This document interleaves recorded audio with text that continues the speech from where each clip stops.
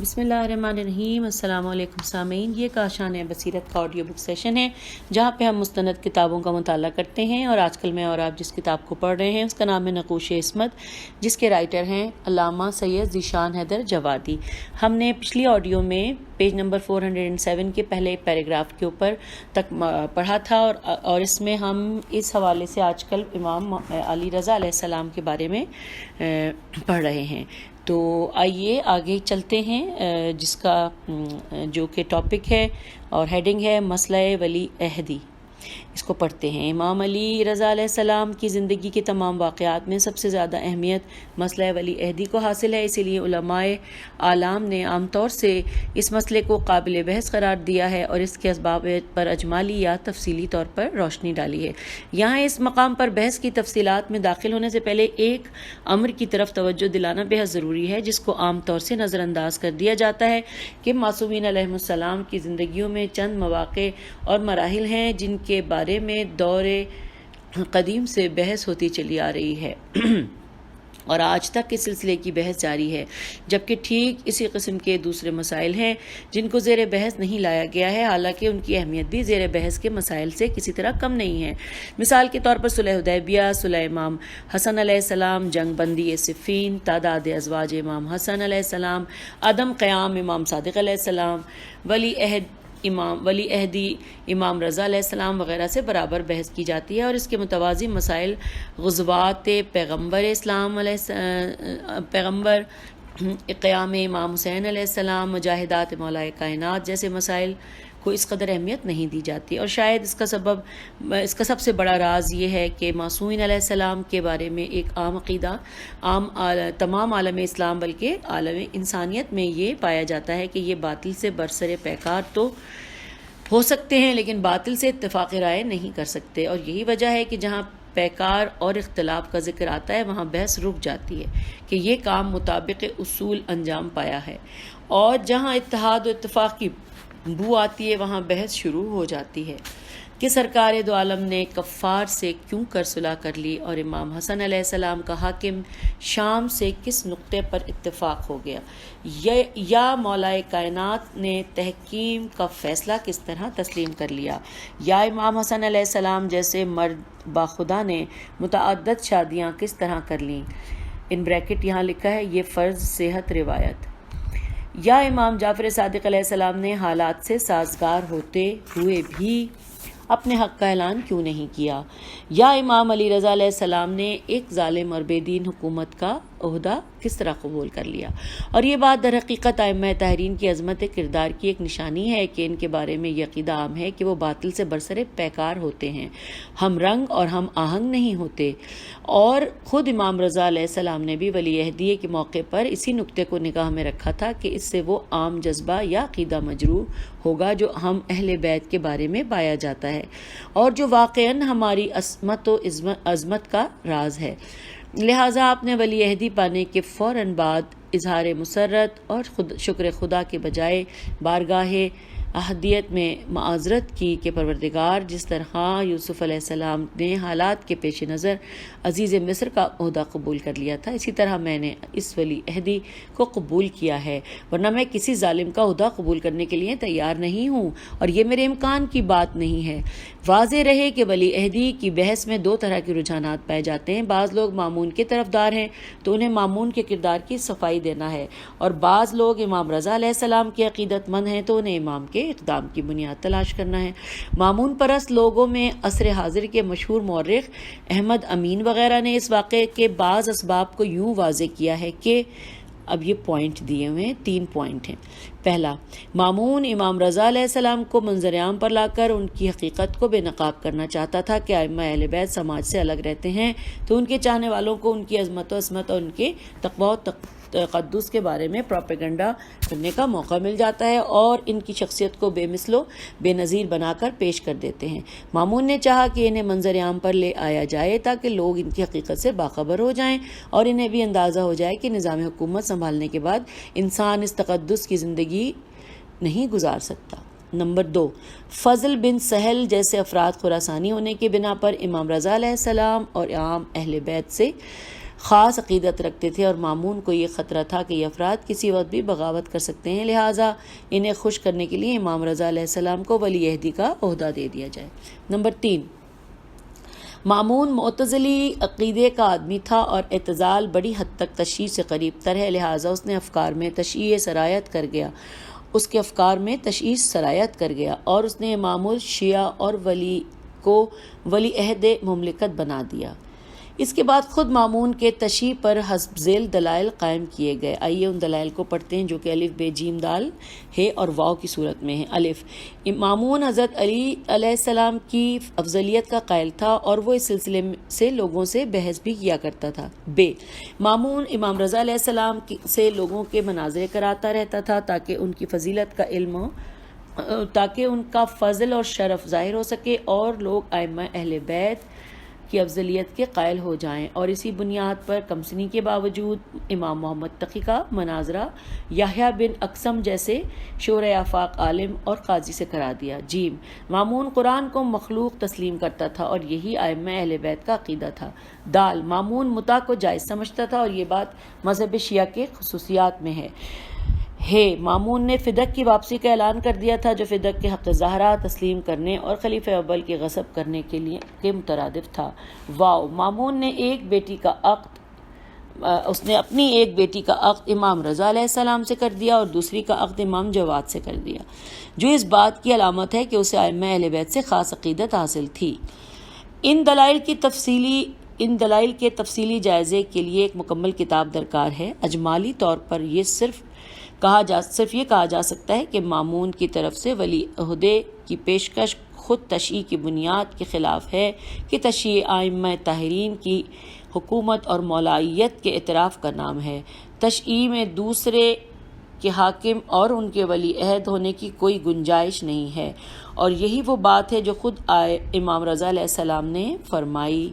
تھی کہ یہ عہدہ تجھے خدا نے دیا ہے تو دوسرے کو دینے کا حق نہیں ہے، اور بندوں سے ملا ہے تو میرے لیے کوئی جواز نہیں ہے، اس لیے کہ میں بندوں کو اس امر کا مجاز نہیں سمجھتا۔ اور اس کے بعد جب تک مامون نے مجبور نہیں کیا اور قتل کا اشارہ نہیں دیا اس وقت تک آپ نے قبول نہیں فرمایا۔ مناظروں کا معاملہ یہ ہے کہ اس سے مامون اپنے فضل و شرف کا اظہار کرنا چاہتا تھا، اور میرے دربار میں ایسے افراد پائے جاتے ہیں اور ان کا امام رضا علیہ السلام کے فضل و شرف سے کوئی تعلق نہیں ہے، ورنہ اس فضل و شرف کے اعتراف کا واقعی ماحصل تو یہ تھا کہ خود دستبردار ہو کر حق کو حقدار کے حوالے کر دیتا۔ خلق قرآن یا متع کا مسئلہ اصل تشیع سے کوئی نہیں رکھتا، یہی لکھا ہے یہاں پہ۔ ایسے جزئی مسائل میں دو مذاہب کے افراد میں اتفاق رائے ہو سکتا ہے، جیسا کہ تاریخ کے مطالعے سے صاف واضح ہو جاتا ہے کہ متع کو وہ افراد بھی جائز جانتے ہیں جن کا مذہب شیعہ سے کوئی تعلق نہیں تھا، اور آج بھی رسل جیسے لوگ اگر اسے زندگی کے مسائل کا لازمی حل قرار دیتے ہیں تو اس کا یہ مطلب ہرگز نہیں ہے کہ انہوں نے مذہب شیعہ قبول کر لیا ہے۔ مذہب شیعہ ایک مکمل مذہب ہے، اس کا ایک دو احکام سے کوئی تعلق نہیں، اور مامون جیسے افراد نے تو ان مسائل کو بھی صرف عوام کی توجہ کو سیاسی مسائل کی طرف سے ہٹانے کے لیے ایجاد کیا تھا، ورنہ عوام کو ان مسائل سے کیا تعلق، اور ان میں قرآن کے مخلوق یا قدیم ہونے کی بنیادی فرق کے محسوس کرنے کی کس قدر صلاحیت پائی جاتی ہے، اس کا اندازہ ہر صاحب علم و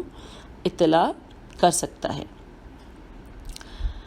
تزویج کے مسئلے کا بھی عقیدے سے کوئی تعلق نہیں ہے، اس کی صورتحال تمام تر سیاسی ہے، جس کی مثالیں سرکار دو عالم علیہ السلام کی زندگی میں بھی مل سکتی ہیں کہ ابو سفیان کی بیٹی کا عقد حضور اکرم سے اس وقت ہوا تھا جب وہ واضح طور پر کفر کی صفوں میں شامل تھے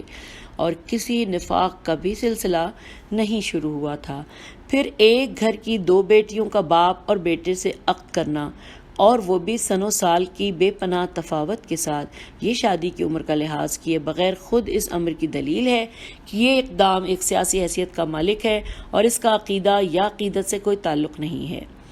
مسئلہ فدق کا اٹھانا بھی ایک سیاسی اقدام تھا، ورنہ اسے امام کی حقیقت کا خیال ہوتا تو امام رضا علیہ السلام کے بعد امام جواد علیہ السلام کے ولی عہد مختلف ولی عہد مملکت ہونے کا اعلان کرتا، جبکہ ایسا کچھ نہیں ہوا، اور حالات نے ایسا پلٹا کھایا کہ خود امام رضا علیہ السلام ہی کا وجود برداشت نہ ہو سکا۔ امام جواد علیہ السلام کے بارے میں ایسی فکر کا کیا سوال پیدا ہوتا ہے؟ ہاں، زہر دینے کے جرم کی پردہ پوشی کرنے کے لیے فرزند کو داماد ضرور بنا لیا گیا، جو دور قدیم سے تاریخ میں ہوتا چلا آ رہا ہے، اور ظالم اپنے ظلم اور اپنی شقاوت کی پردہ پوشی کے لیے بڑی شخصیت کو اپنا داماد بنا لیا کرتے تھے، اور اس طرح عوام کو کھلا ہوا دھوکہ دیا کرتے تھے۔ فضل بن سہل کے بارے میں اتنا ہی کہہ دینا کافی ہے کہ اس نے اپنے امکان بھر مامون کو اس اقدام سے روکا تھا، اور اس کی محرک ولی عہدہ ہونے کا کوئی سوال ہی نہیں پیدا ہوتا ہے۔ اگلی ہیڈنگ ہے حقیقی اسباب ولی عہدی۔ بات صرف یہ ہے کہ حالات نے مامون کو اس موڑ پر پہنچا دیا تھا جہاں بنی ہاشم کا راضی کرنا ضروری ہو گیا تھا، اور امام رضا علیہ السلام کی شخصیت کا سہارا لیے بغیر اس کا زندہ رہنا مشکل ہو گیا تھا۔ اس لیے اس نے اس قسم کا سیاسی قدم اٹھایا اور اس کے ذیل اسباب محرک قرار پائے۔ اب وہ اسباب جو ہیں وہ اس کو نمبر وار بتایا گیا ہے۔ آئیے ہم ان اسباب کو ایک ایک کر کے نمبر کے حوالے سے پڑھتے ہیں، اور یہ کل 10 پوائنٹ دیے ہوئے ہیں۔ 1، امام رضا علیہ السلام کو اپنے زیر نظر رکھا جائے تاکہ عوام سے زیادہ قریب نہ ہونے پائیں، اور اس طرح ان کی عوامی شخصیت کے خطرے سے اپنا تحفظ کر لیا جائے، ورنہ ان کی شخصیت کسی وقت حکومت کے لیے خطرہ بن سکتی ہے۔ یہ اور بات ہے کہ یہ خواب بھی شرمندہ تعبیر نہ ہو سکا، اور امام علیہ السلام نے ولی عہدی سے فائدہ اٹھا کر عوامی رابطہ بڑھایا اور اس سے بہت کچھ فائدہ حاصل کر لیا، جس کی تفصیل نتائج ولی عہدی کے ذیل میں بیان کیے جائیں گے۔ 2، امام کی ملاقاتوں کو دشوارتر بنا دیا جائے تاکہ ان کے علوم و احکام کی اشاعت نہ ہو سکے، جو ہر دور کے حکام جور کا اہل علم کے ساتھ برتاؤ رہا ہے، کہ بظاہر اعزاز و احترام کے نام پر عوام سے رابطہ توڑ دیا جائے اور عوام کو ان کے صحیح نظریات و تعلیمات سے آگاہ نہ ہونے دیا جائے، اور اس طرح حکومت کو ان کے تعلیمات کی خود ساختہ ترجمانی کا موقع مل جائے۔ 3، عوام میں امام موسیٰ کاظم کی شہادت کے زیر اثر پیدا ہونے والے جذبات کا علاج کیا جائے کہ حکومت اہل بیت کی دشمن نہیں ہے اور نہ ان کا کوئی ہاتھ امام موسیٰ کاظم کی شہادت میں ہے۔ 4، امام رضا علیہ السلام کی وزارت سے حکومت کی عظمت میں اضافہ کیا جائے کہ جس دربار کے وزراء میں امام رضا جیسے افراد شامل ہوں، اس کی سلطان وقت کی صلاحیتوں کا کیا عالم ہوگا، اور اس حکومت کو کس طرح غیر شرعی کہا جا سکتا ہے جس کی وزارت کا کام فرزند رسول حضرت علی علیہ السلام بن موسیٰ انجام دے رہے ہوں۔ 5، عوام کے خیالات کو ایک نئے موضوع کی طرف موڑ دیا جائے اور ہر گھر کی ایک نئی بحث ایجاد کر دی جائے جس کا تصور بھی قوم کے ذہن میں کبھی نہ رہا ہو، اور اس طرح بہت سے بنیادی مسائل کی طرف سے عوام کی توجہ ہٹا دی جائے جن سے حکومت کو سخت قسم کے سیاسی خطرات لاحق ہیں۔ 6،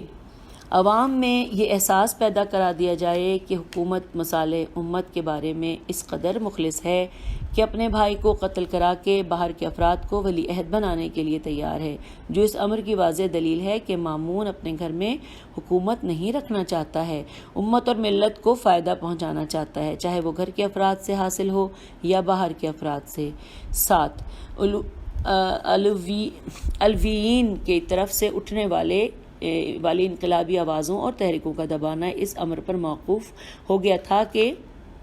ان کے سربراہ کو حکومت میں پیش کر لیا جائے اور انہیں یہ باور کرا دیا جائے کہ حکومت نے اپنا طرز عمل تبدیل کر دیا ہے اور اب وہ انہیں ان کا مکمل حق دینے کے لیے تیار ہے، لہٰذا انہیں کسی قسم کے اقدام کی ضرورت نہیں ہے، اور اس کے بعد ان کا ہر اقدام خود ان کی نفسیات اور جاہ طلبی پر محمول کر دیا جائے۔ 8واں پوائنٹ، مامون کے ذہن میں یہ خیال بھی تھا کہ وہ کسی قدر اقتدار کا مالک کیوں نہ ہو جائے اور اس کی حکومت میں کسی قدر وسعت کیوں نہ پیدا ہو جائے، حکومت کی شرعی حیثیت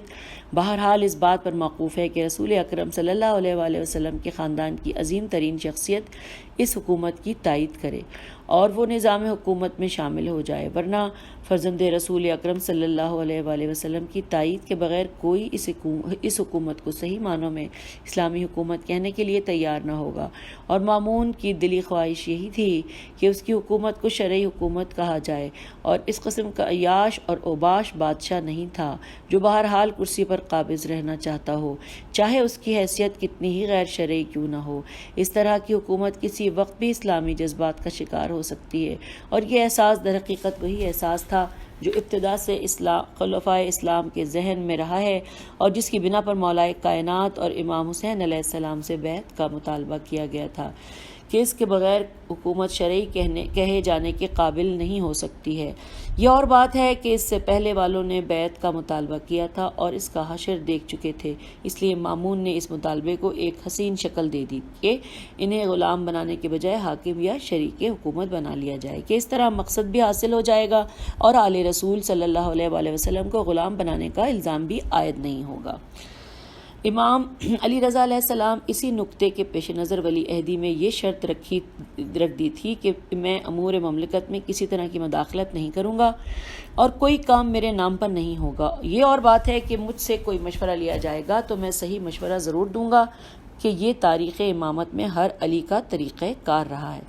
اور اس اصول حیات سے کوئی بھی متدین انسان انحراف نہیں کر سکتا ہے، متدین انسان انحراف نہیں کر سکتا ہے۔ شخصیت سے اختلاف الگ ایک چیز ہے اور اسلامی مقاصد کا تحفظ ایک الگ چیز ہے۔ پہلے محاذ پر تائید خلاف شروع ہو سکتی ہے، لیکن دوسرے محاذ پر تائید عین اسلام اور عین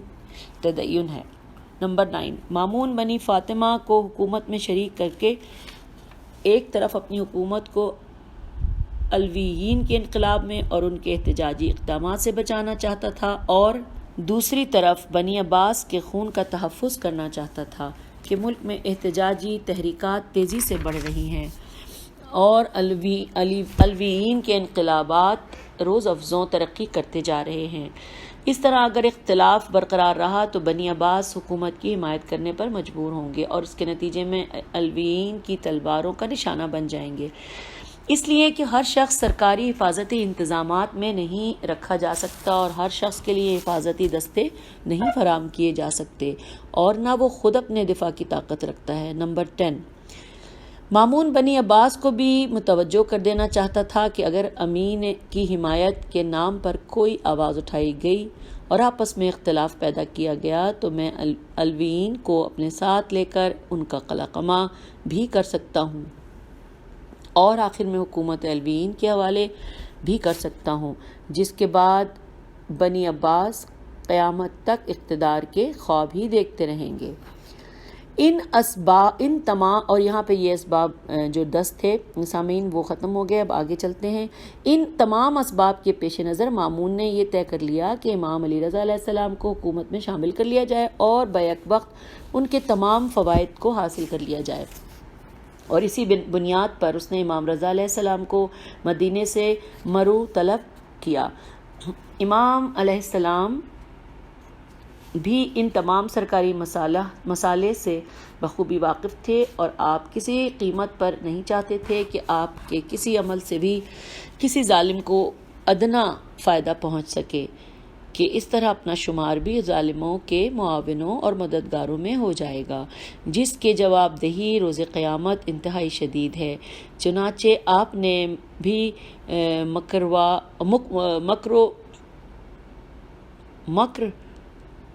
اللہ کی پالیسی کے پیش نظر اپنا لائحہ عمل طے کر لیا اور یہ چاہا کہ جس راستے سے ظالم وار کرنا چاہتا ہے اسی راستے سے اس کے مکر کو اس کی گردن پر ڈال دیا جائے۔ چنانچہ آپ نے سفر تو منظور کر لیا، لیکن اس سفر کا پہلا فائدہ یہ قرار دیا کہ تمام راستے میں اپنے کمالات اور اسلام کی حقیقی تعلیمات کو واضح کرتے رہے، تاکہ امت پر اتمام حجت بھی ہوتا رہے اور اسلام کی تبلیغ کا کام بھی انجام پاتا رہے۔ ظاہر ہے کہ یہ بات ذاتی اور انفرادی قسم کے سفر میں نہیں ہو سکتی تھی، اس لیے کہ عوام الناس کسی دور میں بھی کمال کے پرستار نہیں ہوتے ہیں، وہ ہمیشہ اقتدار کے پرستار ہوتے ہیں اور اہل اقتدار ہی کی روش پر نظر رکھتے ہیں۔ نا اہل انسان بھی نظام حکومت میں شامل ہو جائے تو سڑکوں پر اس کے مشاقان دید کی بھیڑ لگ جاتی ہے، گیٹ بنائے جاتے ہیں، جھنڈیاں لگائی جاتی ہیں، نعرے لکھے جاتے ہیں، اور اہل انسان محفل میں بھی داخل ہو جائے تو کوئی مڑ کر دیکھنا گوارا نہیں کرتا ہے۔ امام رضا علیہ السلام ان تمام حقائق اور حالات سے خوب واقف تھے، اس لیے آپ نے سفر ولی عہدی کو بہترین موقع تصور کیا مذہب کے حقائق کو عام کرنے اور امام کو اپنی صلاحیت اور اپنے کمالات و کرامات سے آگاہ کرنے کا۔ چنانچہ آپ نے سفر کے دوران حسب ذیل کمالات و کرامات کا مظاہرہ فرمایا، جس کی مثال شاید انفرادی سفر میں نہ مل سکتی، لیکن اس سرکاری سفر میں ان حقائق کا اظہار ضروری تھا، لہٰذا آپ نے اپنے فریضہ شرعی میں کسی طرح کی کوتاہی نہیں کی اور نہ کسی تکلف اور انکسار سے کام لیا۔ انکسار کی جگہ ذاتی اخلاق ہے، مذہبی احکام و تبلیغات میں انکسار سے کام نہیں لیا جا سکتا ہے۔ آپ نیشاپور پہنچے، اب یہ پھر پوائنٹ، یہ میرے خیال ہے الف بے ہے یا الف بے ہے، جی الف سے یہ الف پڑھتے ہیں۔ آپ نیشاپور پہنچے تو بے شمار افراد اشتیاق زیارت میں جمع تھے اور 24,000 محدثین قلم و دوات لے کر آ گئے کہ آپ سے حدیث سن کر نقل کریں۔ اولاً آپ سے زیارت کا مطالبہ کیا گیا اور آپ نے پردہ محمل ہٹا دیا تو مجمع نے زیارت کی اور شور و گریہ بلند ہو گیا، گویا قوم نے سرکار دو عالم کا جمال مبارک دیکھ لیا۔ زیارت کے بعد حدیث کا تقاضا کیا گیا تو آپ نے اپنے آباء و اجداد کے حوالے سے رب العالمین کا یہ ارشاد گرامی نقل کیا کہ کلمہ لا الہ الا اللہ میرا ایک قلعہ ہے، جو اس قلعے میں داخل ہو گیا وہ میرے عذاب سے محفوظ ہو گیا۔ اس طرح ایک طرف تو اسلام کی بنیادی مسئلے اور اس کی اہمیت کی طرف اشارہ کیا کہ نجات کا واحد راستہ قلعہ توحید میں داخل ہو جانا ہے، شرک میں بہرحال نجات نہیں ہے، چاہے اس کا تعلق بتوں سے ہو یا شخصیتوں سے یا درہم و دینار سے، اور اس کے بعد اس حقیقت کا بھی اعلان فرما دیا کہ یہ کلمہ بھی تنہا نجات کا ضامن نہیں ہے، اس کے بھی اپنے کچھ شرائط ہیں جن میں سے ایک میں بھی ہوں، اور اس طرح اصول اسلام کا مکمل اعلان فرما دیا کہ اول مرحلے پر توحید اور اس کے بعد شرطہا میں نبوت ہے اور اس کے بعد شروطہا میں امامت ہے، جس کا ایک فرد میں بھی ہوں کہ اس سلسلے پر ایمان اختیار کیے بغیر نجات کا کوئی امکان نہیں ہے، اور کلمہ لا الہ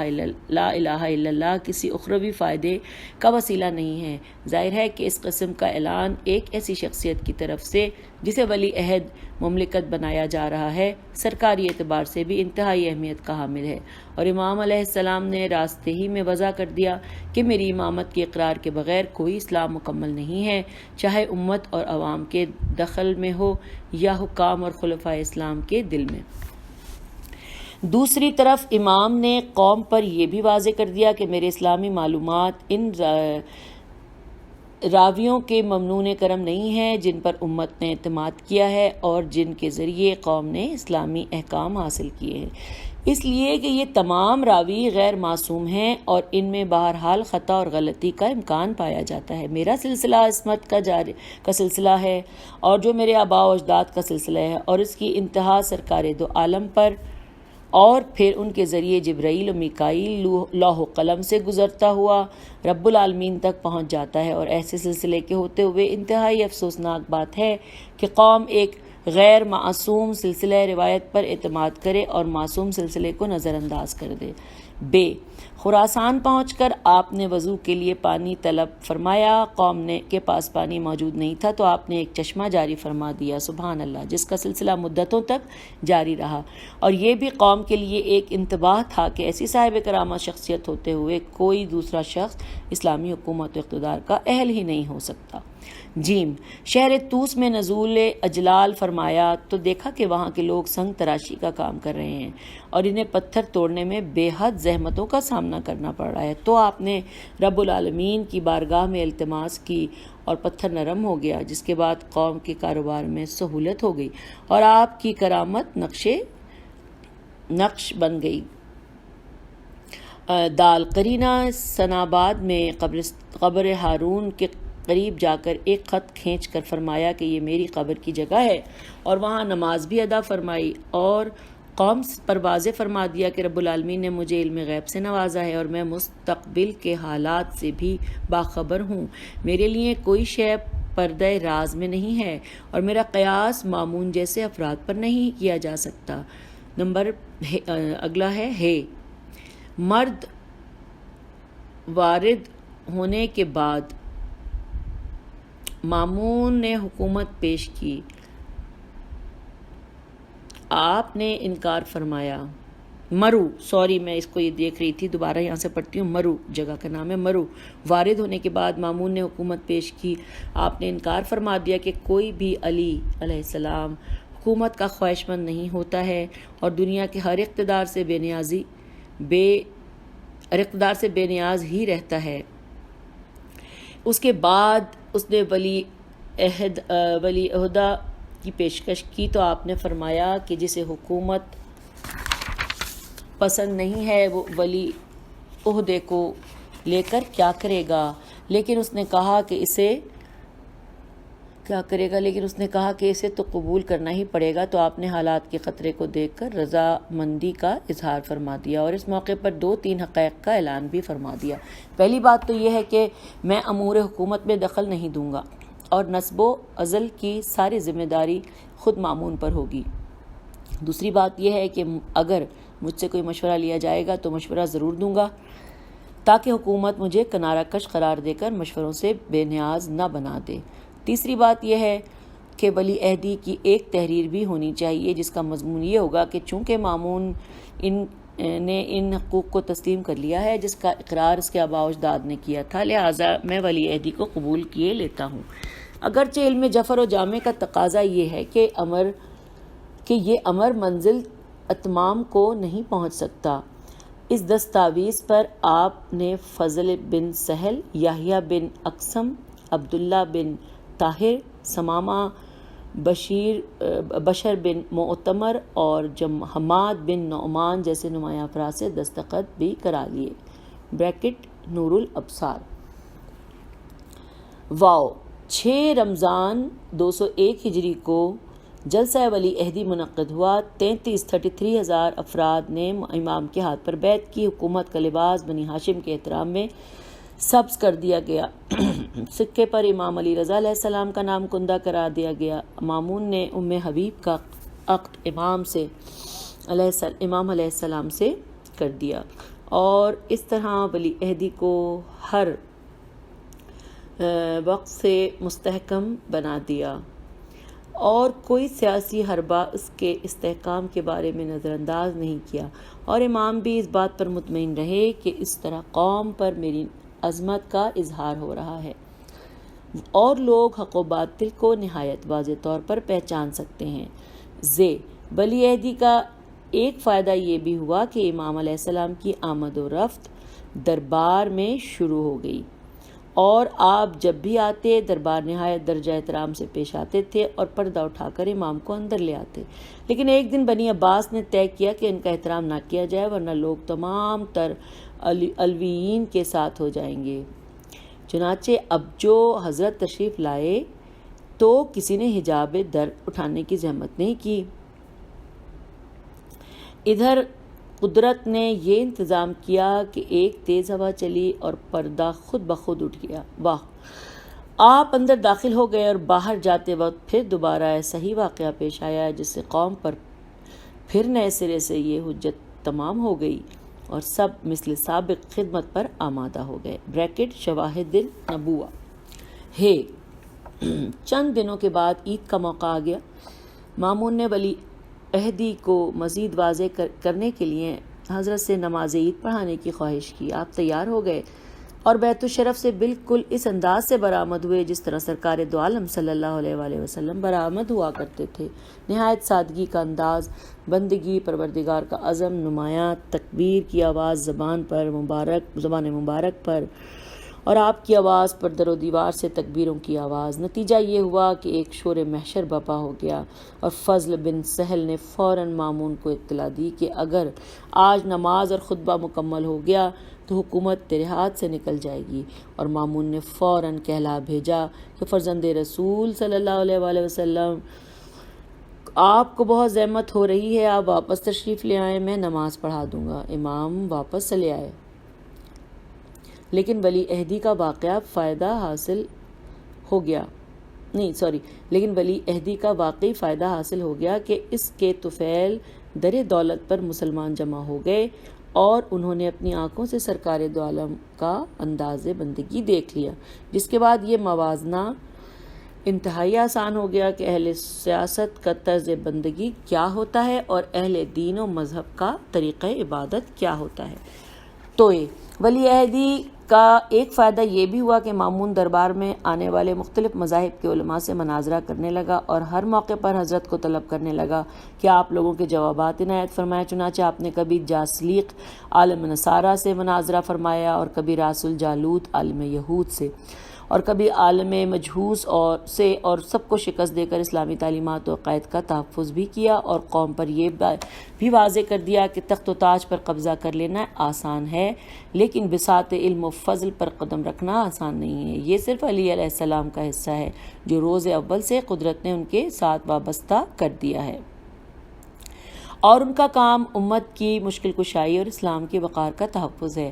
یہ دربار میں آمد و رفت کا ایک فائدہ یہ بھی ہوا کہ ایک مرتبہ ملک میں قحط پڑا تو حاکم نے مجبور ہو کر آپ کو دعا کے لیے طلب کیا۔ آپ نے دعا فرمائی اور بارش ہو گئی تو بنی عباس آگ بگولا ہو گئے کہ اگر روزانہ اسی طرح ان کے فضل و شرف کا اظہار ہوتا رہا تو بنی عباس کی جگہ کہاں رہ جائے گی۔ چنانچہ حمید بن مہران نامی ایک شخص نے طے کر لیا کہ حضرت کی توہین کرے گا۔ چنانچہ اس مرتبہ آپ دربار میں داخل ہوئے تو اس نے گستاخانہ انداز سے کہا کہ آج کل لوگ آپ کو صاحب کرامت کہہ رہے ہیں اور آپ کے بارے میں طرح طرح کے فضائل نشر کیے جا رہے ہیں۔ حد یہ ہے کہ بعض افراد تو یہ بھی کہہ رہے ہیں کہ آپ پانی برسا دیتے ہیں، آخر ان کرامات کی انتہا کہاں ہوگی؟ آپ نے فرمایا کہ میں نے کسی ایسے امور کی نشر و اشاعت کے بارے میں نہیں کہا ہے اور نہ میں اس طرح سے شخصیت بنانا چاہتا ہوں، اور یہ بارش بھی فضل خداوندی سے ہوئی ہے۔ یہ اور بات ہے کہ دعا میں نے کی تھی جو بندے کا کام ہے، اس کے بعد پروردگار نے اسے قبول کر لیا ہے تو یہ اس کا فضل و کرم ہے، میں ان کے فضل و کرم کو تو نہیں روک سکتا۔ اس نے کہا کہ آپ کو صاحب کرامت ہونے کا خیال ہے تو اس قالین کو شیر کا حکم دیں کہ وہ مجسم ہو کر مجھے کھا جائے۔ آپ نے فرمایا کہ یہ میرا کام نہیں ہے، لیکن تیرا یہی حوصلہ ہے تو میں یہ بھی کیے دیتا ہوں۔ چنانچہ یہ کہہ کر شیر کی طرف اشارہ فرمایا، قالین کے دونوں شیر مجسم ہو گئے اور اس ظالم کا خاتمہ کر دیا۔ مامون یہ دیکھ کر بے ہوش ہو کر گر پڑا۔ جب ہوش آیا تو اس نے عرض کی کہ فرزند رسول اب شیر کو واپس کر دیجئے۔ آپ نے پھر حکم دیا اور شیر تصویر کی صورت میں قالین کی طرف واپس ہو گیا۔ یہ بریکٹ میں شرح عیون الاخبار الرضا ہے۔ اس واقعے سے یہ بات بھی واضح ہو جاتی ہے کہ امام علیہ السلام نے ولی عہدی کو اظہار حقائق کا بہترین وسیلہ قرار دے لیا تھا اور اس سلسلے میں کوئی موقع فروگزاشت نہیں فرماتے تھے۔ شیر قالین کو حکم دے کر اور حمید کا خاتمہ کرا کے آپ نے مامون پر واضح کر دیا، تو نے ابھی تک مجھے پہچانا نہیں، میں ایک موسیٰ کا فرزند ہوں اور موسیٰ کے سامنے کسی فرعون کا کوئی حربہ چلنے والا نہیں ہے۔ کیا تجھے نہیں معلوم ہے کہ جب فرعون نے سارے شہر کے جادوگر اکٹھا کر لیے تھے اور ان کے ذریعے جناب موسیٰ کا مقابلہ کرنا چاہا تھا تو موسیٰ کے ایک عصا نے سارے سانپوں کو خاتمہ کر دیا تھا اور فرعون کے اقتدار کی حقیقت کو بے نقاب کر دیا تھا۔ اب میں ایک موسیٰ کا وارث ہوں، میرا باپ بھی موسیٰ بن جعفر ہے اور میرے جد بزرگوار رسول اکرم صلی اللہ علیہ وآلہ وسلم نے بھی اپنے کو ایک موسیٰ قرار دیا ہے، لہٰذا میرے سامنے کسی فرعون کا اقتدار یا کسی سامری کا جادو نہیں چل سکتا۔ اب یہ سامعین آخری پیراگراف ہے، اس کو پڑھ لیتے ہیں اس آڈیو کو ختم ہونے سے پہلے۔ حقیقت امر یہ ہے کہ امام علیہ السلام نے اس ولی عہدی کو قبول نہ فرمایا ہوتا تو ان فوائد کا حاصل کرنا ناممکن تھا، اور اگر ان میں سے کوئی واقعہ پیش آ بھی جاتا تو خود حکومت اور اس کے کارندے اس کی پردہ پوشی کرتے اور کسی کو نہ ان کمالات معجزات و کرامات کا اندازہ ہو سکتا اور نہ ان بیانات و تعلیمات کی اطلاع ہو سکتی۔ ولی عہدی کا سب سے بڑا فائدہ یہی ہوا کہ جس سے پردہ پوشی کا خطرہ تھا اسی نے نشر و اشاعت کا کام شروع کر دیا کہ اب یہ امام علی رضا علیہ السلام کے کرامات کا اعلان نہیں ہے، ایک ولی عہد مملکت کے کرامات اور خلیفۃ المسلمین کے حسن انتخاب کا اعلان ہے، اور اس کی اشاعت بہرحال حکومت کی ذمہ داری ہے۔ دوسرے لفظوں میں یوں کہا جائے، جو کام امام حسن علیہ السلام نے معاویہ بن ابی سفیان کو حکومت دے کر لیا تھا کہ چور کو پہرہ دار بنا دیا تھا، وہی کام امام علی رضا علیہ السلام نے ولی عہدی کو لے کر انجام دیا ہے کہ مخالف طاقت ہی کو فضائل و کمالات اور احکام و تعلیمات کے نشر و اشاعت کا ذریعہ بنا دیا جائے، اور یہ امامت کی مخصوص سیاست الہیہ ہے جس کا مطالعہ کرنا، اس پر غور فکر کرنا اور اس کے اسرار و رموز کا پتہ لگانا ہر صاحب بصیرت کی ذمہ داری ہے، تاکہ صحیح اسلامی اقدامات و تحریکات کا اندازہ کیا جا سکے۔ اور یوں سامعین، ہم نے مولا امام رضا علیہ السلام کے بارے میں جو کچھ واقعات بیان کیے گئے تھے نقوش عصمت میں، وہ اس آڈیو میں ہم نے مکمل کر لیے، اور انشاءاللہ اگلی آڈیو میں ملتے ہیں جس میں ہم امام محمد تقی علیہ السلام کے بارے میں پڑھیں گے۔ خدا حافظ، اجازت دیجیے، فی امان اللہ۔